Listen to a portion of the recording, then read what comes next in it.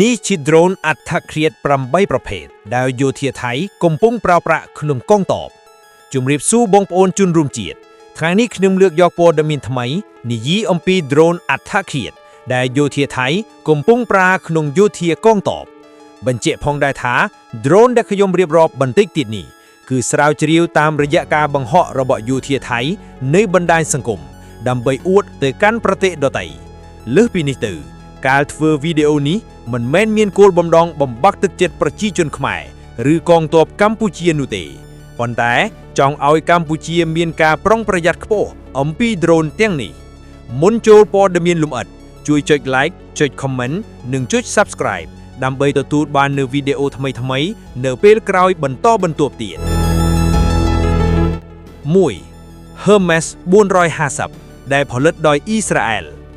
នេះជា drone តាក់ទិកតូចទៅមធ្យមដែលផលិតដោយក្រុមហ៊ុន Elbit System របស់ប្រទេសអ៊ីស្រាអែលវាត្រូវបានបង្កើតឡើងតាំងពីឆ្នាំ1994ហើយចាប់ផ្ដើមប្រើប្រាស់ជាផ្លូវការតាំងពីឆ្នាំ1998គេហៅវាថា Zik ក្នុងភាសាហេប្រឺមានន័យថាសត្វស្លាបដែលហោះខ្ពស់លក្ខណៈបច្ចេកទេសមានស្លាបទទឹង 10.5 ម៉ែត្របណ្ដោយខ្លួន 6.1 ម៉ែត្រទម្ងន់ពេលហោះពេញលេញប្រហែល450គីឡូក្រាមស្មើនឹងរថយន្តតូចមួយគ្រឿងវាអាចហោះបានយូរ20ម៉ោងជាប់ៗគ្នាខ្លះថាលើស30ម៉ោងក្នុងករណីខ្លះល្បឿនធម្មតា130គីឡូម៉ែត្រក្នុង1ម៉ោងល្បឿនអតិបរមា176ម៉ែត្រកម្ពស់ហោះខ្ពស់បំផុត5500ម៉ែត្រស្មើនឹងភ្នំខ្ពស់វាអាចផ្ទុកបាន150គីឡូក្រាមនៃឧបករណ៍ដូចជាកាមេរ៉ាថតពេលថ្ងៃនិងយប់ EO IR រ៉ាដាឧបករណ៍ស្ដាប់សំឡេងឬឧបករណ៍ជួយបញ្ជូនសញ្ញាណប្រើប្រាស់សម្រាប់អ្វីជាចម្បងសម្រាប់ការស៊ើបការណ៍ឃ្លាំមើលរកគោលដៅ ISR គឺ Intelligence Surveillance Reconnaissance និងជួយបញ្ជូនសញ្ញាទៅកងទ័ពនៅក្រោមវាមានបទពិសោធន៍ប្រយុទ្ធជាង300ម៉ោងហោះត្រូវបានប្រើដោយកងទ័ពអ៊ីស្រាអែល IDF ក្នុងការប្រឆាំងភេរកម្មហើយនៅតែជា drone សំខាន់របស់ពួកគេប្រទេសផ្សេងៗដូចជាប្រេស៊ីល មេក្ស៊ីកូ សិង្ហបុរីក៏ប្រើដែរគុណសម្បត្តិធំហោះយូរអាចផ្ទុកឧបករណ៍ច្រើនសុវត្ថិភាពខ្ពស់និងអាចហោះបានដោយស្វ័យប្រវត្តិភាគច្រើនវាដូចជាមនុស្សស៊ើបការណ៍ដែលហោះខ្ពស់មើលឃើញអ្វីៗច្បាស់ហើយមិនធុញទ្រាន់ 2. Aerostar UAV ដែលផលិតដោយអ៊ីស្រាអែលនេះជា drone តាក់ទិក TUAV ផលិតដោយក្រុមហ៊ុន Aeronautics Defense Systems របស់អ៊ីស្រាអែលចាប់ផ្ដើមប្រើប្រាស់តាំងពីឆ្នាំ2000ហើយត្រូវបានគេចាត់ទុកថាជា drone ដែលមានភាពជឿជាក់បំផុតក្នុងថ្នាក់របស់វាត្រូវបានប្រើដោយកងទ័ពអ៊ីស្រាអែលនិងប្រទេសផ្សេងៗដូចជាថៃ ឥណ្ឌូនេស៊ី ប៉ូឡូញលក្ខណៈបច្ចេកទេសបណ្ដោយខ្លួន 4.5 ម៉ែត្រស្លាបទទឹង 8.7 ម៉ែត្រខ្លះថា 7.5 ម៉ែត្រទម្ងន់ពេញលេញ230និង240គីឡូក្រាមហោះបាន12ម៉ោងជាប់គ្នាល្បឿនអតិបរមា185គីឡូម៉ែត្រក្នុង1ម៉ោងកម្ពស់ខ្ពស់បំផុត5500ម៉ែត្ររង្វង់ហោះ250គីឡូម៉ែត្រតាមរយៈបន្ទាត់ផ្ទៃដីអាចផ្ទុកបាន50គីឡូក្រាមនៃឧបករណ៍ស៊ើបការណ៍កាមេរ៉ា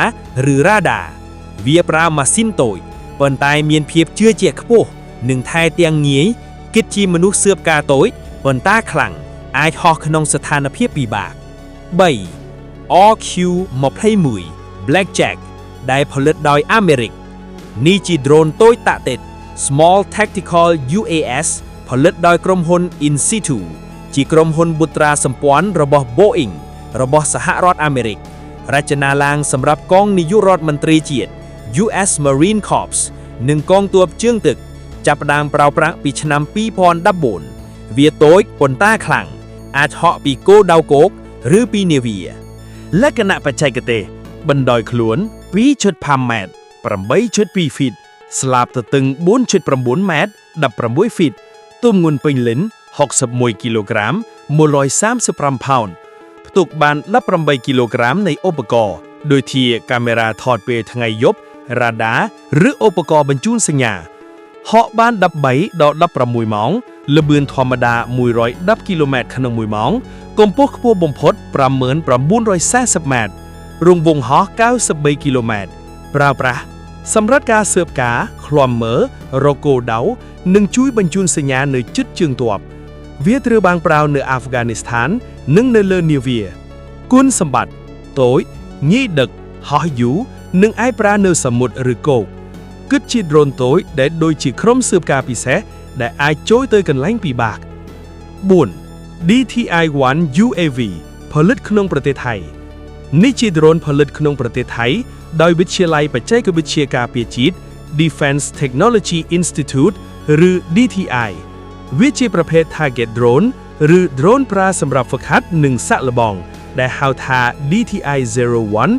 ឬ DTI-1 UAV វាមិនមែនជា Drone ធំសម្រាប់ប្រយុទ្ធប៉ុន្តែជា Drone តូចដែលប្រើសម្រាប់ការសាក់លបងប្រព័ន្ធការពារឬការឃ្លាំមើលតូចៗ DTI របស់ថៃបានអភិវឌ្ឍវាដើម្បីជួយកងទ័ពថៃមានបច្ចេកវិទ្យាដោយខ្លួនឯងលក្ខណៈបច្ចេកទេសទំហំតូច mini ឬ small class អាចហោះបាន40នាទីទៅ1ម៉ោងរង្វង់ហោះ2គីឡូម៉ែត្រទម្ងន់តូចងាយដឹកវាអាចផ្ទុកឧបករណ៍សាក់លបងឬកាមេរ៉ាតូចប្រើម៉ាស៊ីនតូចហើយអាចហោះដោយស្វ័យប្រវត្តិប្រើប្រាស់សម្រាប់ហ្វឹកហាត់កងទ័ពដូចជាបាញ់ប្រហារឬសាក់លបងមីស៊ីលការសាក់លបងបច្ចេកវិទ្យានិងការឃ្លាំមើលតូចៗវាជាផ្នែកមួយនៃការអភិវឌ្ឍ Drone ថៃដែល DTI បានធ្វើឲ្យថៃមានសមត្ថភាពផលិតដោយខ្លួនឯងគុណសម្បត្តិថ្លៃថ្នូរងាយប្រើនិងជួយកងទ័ពថៃមានបទពិសោធន៍ក្នុងការប្រើ Drone គិតជា Drone សាក់លបងដែលជួយឲ្យកងទ័ពរៀនសូត្របានច្រើន 5. Sky Scout Mini UAV នេះជា Drone តូច Mini UAV ផលិតក្នុងប្រទេសថៃដោយក្រុមហ៊ុន RV Connex ឬ RVC រួមសហការជាមួយឧស្សាហកម្មអាកាសថៃវាហៅម្យ៉ាងទៀតថា RTA-1 UAV ឬ Sky Scout M កំណែប្រដាប់អាវុធចាប់ផ្ដើមប្រើប្រាស់ដោយកងទ័ពអាកាសថៃ RTF តាំងពីឆ្នាំ2021ហើយមានជាង19គ្រឿងត្រូវបានផ្គត់ផ្គង់លក្ខណៈបច្ចេកទេសបណ្ដោយខ្លួន 3.6 ម៉ែត្រស្លាបទទឹង 6.3 ម៉ែត្រទម្ងន់ពេញលេញ140គីឡូក្រាមផ្ទុកបាន10ដល់16គីឡូក្រាមនៃឧបករណ៍ហោះបាន12ម៉ោងល្បឿនធម្មតា110ខ្នតប្រហែល107គីឡូម៉ែត្រក្នុង1ម៉ោងកម្ពស់ខ្ពស់បំផុត 15400 ម៉ែត្រប្រើម៉ាស៊ីនពីអ៊ីតាលីហើយអាចបើកបរដោយស្វ័យប្រវត្តិប្រើប្រាស់សម្រាប់ការស៊ើបការឃ្លាំមើលនិងការពារព្រំដែនកំណែ Sky Scout M អាចផ្ទុកគ្រាប់បោកឬមីស៊ីលតូចៗវាត្រូវបានប្រើដោយ Wing 3របស់កងទ័ពអាកាសថៃគុណសម្បត្តិតូចងាយផលិតក្នុងប្រទេសហោះយូរនិងអាចប្រើក្នុងប្រតិបត្តិការពិតគិតជា Drone តូចថៃដែលខ្លាំងនិងជួយឲ្យកងទ័ពមានភាពឯករាជ្យ 6. CH-4 UAV ផលិតដោយចិននេះជា Drone MALE Medium Altitude Long Endurance ផលិតដោយក្រុមហ៊ុន China Aerospace Science and Technology Corporation CASC របស់ចិនវាដូចជា MQ-9 Reaper របស់អាមេរិកប៉ុន្តែថោកជាងនិងត្រូវបាននាំចេញទៅប្រទេសជាច្រើនចាប់ផ្ដើមប្រើប្រាស់តាំងពីឆ្នាំ2011និងប្រើដោយកងទ័ពចិនតាំងពី2014លក្ខណៈបច្ចេកទេសបណ្ដោយខ្លួន 8.5 ម៉ែត្រស្លាបទទឹង 18 ម៉ែត្រទម្ងន់ពេញលេញ 1300 គីឡូក្រាមផ្ទុកបាន 345 គីឡូក្រាមនៃឧបករណ៍ឬអាវុធដូចជា Missile Blue Arrow 7 ឬគ្រាប់បែកដឹកនាំ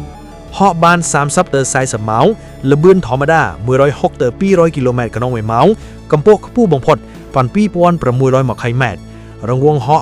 250គីឡូម៉ែត្រតាមបន្ទាត់ផ្ទៃដីប៉ុន្តែអាចហោះបាន2000គីឡូម៉ែត្រប្រើប្រាស់សម្រាប់ការឃ្លាំមើលរកគោលដៅនិងវាយប្រហារ Reconnaissance plus Strike អាចបាញ់មីស៊ីលពីកម្ពស់ 5000 ម៉ែត្រមិនចាំបាច់ចូលជិតគោលដៅត្រូវបាននាំចេញទៅអាហ្វ្រិកនិងប្រទេសផ្សេងៗគុណសម្បត្តិហោះយូរខ្លាំងផ្ទុកអាវុធច្រើននិងថ្លៃថ្នូរទាប 7. DP-10 ឬ U-1 UAV ផលិតក្នុងស្រុកថៃនេះជា Drone ថៃមួយទៀតដែលហៅថា U-1 ឬ RTAF U-1 និងជាផ្នែកមួយនៃស៊េរី DP ដូចជា DP-10 ឬ DP Series ពីក្រុមហ៊ុន Aero Technology Industry Limited ATIL របស់ថៃវាជា Drone តាក់ទិកដែលទាក់ទងជិតស្និទ្ធនឹង Sky Scout ខ្លះហៅវាថាជាកំណែតូចនៃ Sky South ផលិតក្នុងប្រទេសថៃដើម្បីផ្គត់ផ្គង់កងទ័ពថៃនិងមានកំណែវាយប្រហារ UCAV លក្ខណៈបច្ចេកទេសទំហំតូចទៅមធ្យមស្រដៀង Sky Scout ស្លាបទទឹងប្រហែល6ម៉ែត្រផ្ទុកបាន10ទៅ20គីឡូក្រាមហក់បាន10ទៅ12ម៉ោងកម្ពស់ខ្ពស់ 10,000 feet អាចផ្ទុកកាមេរ៉ាឬអាវុធតូចៗក្នុងកំណែ DP-18A ឬស្រដៀង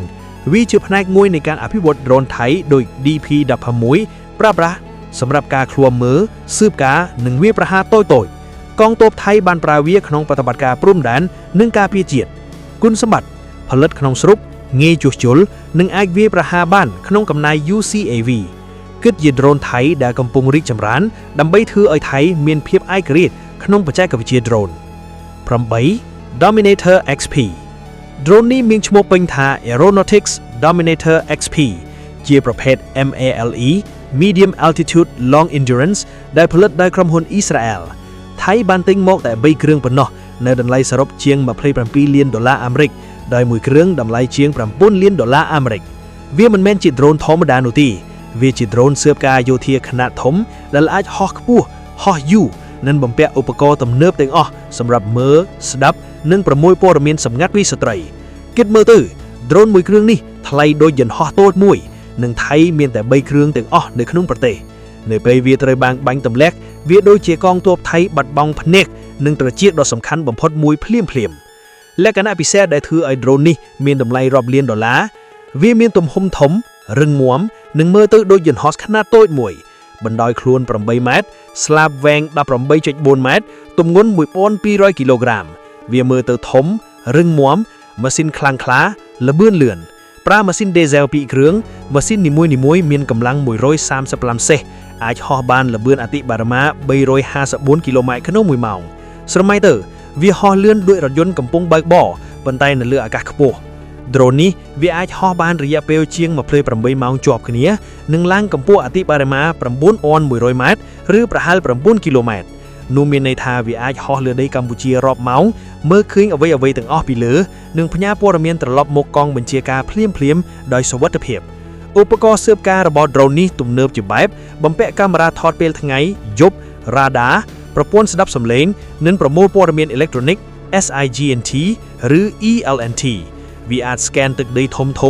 រកទីតាំងកងទ័ពអាវុធឬចលនាសត្រូវនិងផ្ញើរូបភាពវីដេអូនិងសំឡេងត្រឡប់មកកងបញ្ជាការភ្លាមថៃប្រើវាសម្រាប់បេសកកម្មស៊ើបការសង្គ្រោះនិងតាមដានព្រំដែនយ៉ាងសម្ងាត់សរុបមកវិញកម្ពុជាគួរតែមានអាវុធការពារនិងយុទ្ធសាស្ត្រដើម្បីការពារនៅដ្រូនអត្តឃាត Axiston ទាំងអស់នេះជាចុងក្រោយសូមបងប្អូនជនរួមជាតិខមមិនជូនពរទៅវីរៈកងទ័ពកម្ពុជាក្នុងវេលាឆ្នាំថ្មីនេះម្នាក់មួយផងបាទយើងនឹងជួបគ្នានៅវីដេអូក្រោយៗទៀតអរគុណបាយបាយ